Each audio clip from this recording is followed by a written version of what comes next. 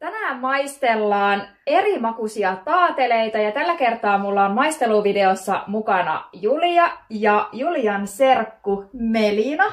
Ja lähdetään maisteleen, mikä maku me otetaan ensin. Mikä se on? Suolasalmiakki. Suolasalmiakki. Avaappa se ja katsotaan miltä tää maistuu.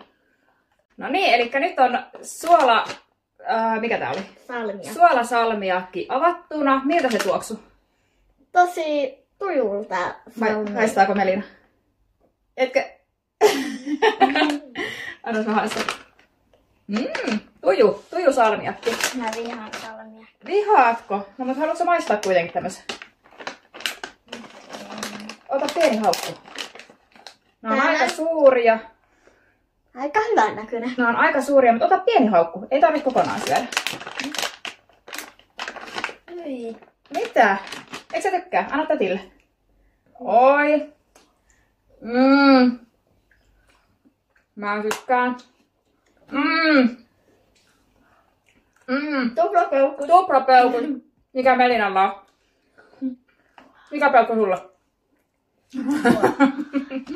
Tää on tosi niinku suolainen, mutta mä annan siltikin tälle 5/5, koska tää on tosi hyvä. Jos tykkäät salmiakista, niin tämä sun on. Toi on 0/5. 5/5. 6/5.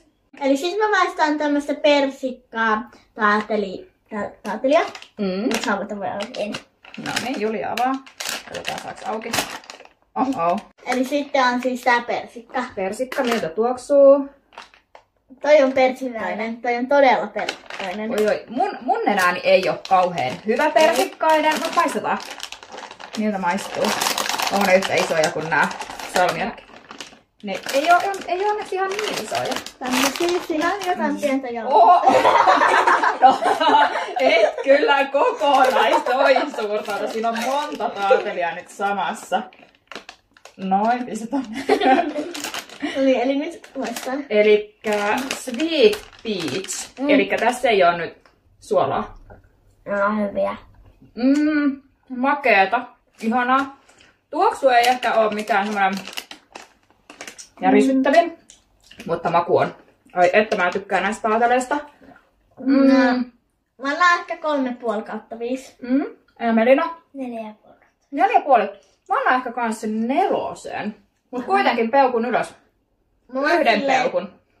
Melina antaa 2 peukkuu, niinkö? Joo. Siis seuraavaksi tämmönen kirpeä kolataateli.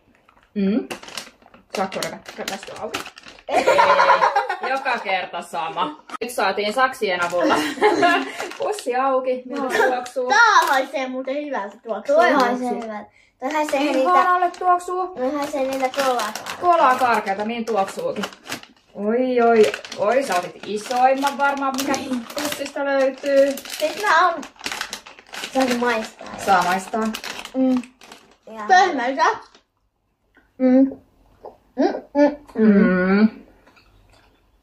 Erittäin hyvää. Ihan maistuu siis kolakarkille. Hyvä. Ja Melina on mieltä. Hyvä. Hyvää. Mä annan ehkä 4/5. 4/5. Tai 4,5 itse asiassa. Mitäs Melina? 4,5. 4,5. Mä ajattelin antaa kans 4,5. Tää on ihan hyvä. 2 peukkuu. Monta peukkui, Melina? Kaikki peukut. Oli 6 peukkuu. 6 peukkua. Niin, eli seuraavaksi maistaan tommosia kirpeä vesimelonitaateleita.